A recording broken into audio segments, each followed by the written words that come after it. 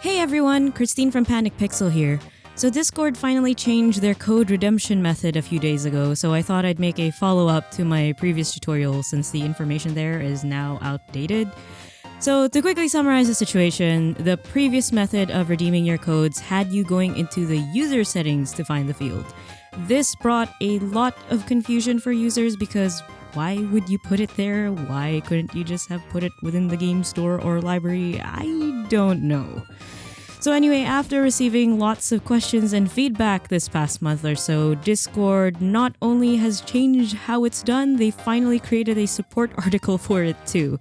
So kudos to Discord for responding appropriately. Anyway, the new way of doing it isn't too different from before, just that the code redemption field is in a different location. So what you have to do now is first go to your home screen, hit library, and under gift inventory, you'll see the redeem code field. So here you'll just need to copy paste your Discord code as usual, hit redeem, and it should work just like it did before.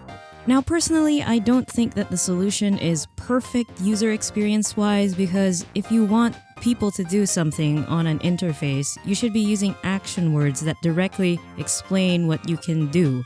Ideally, they could have just added a add/redeem game button directly on the My Games tab, but I don't know, I feel like I'm probably just being nitpicky because I do quite a bit of UX at my day job. In any case, I hope you found this video useful and informative. Let me know whether you're happy with these changes. Obviously, I'm not completely happy with it. And if you have any further questions, feel free to leave them in the comment section down below. So this is where I'll be ending this video. If you're interested in more gaming, media, and tech explorations from me, be sure to hit that subscribe button and click that cute little bell for upload notifications. Once again, I'm Christine from PanickedPixel. Thank you so much for watching. I'll see you around.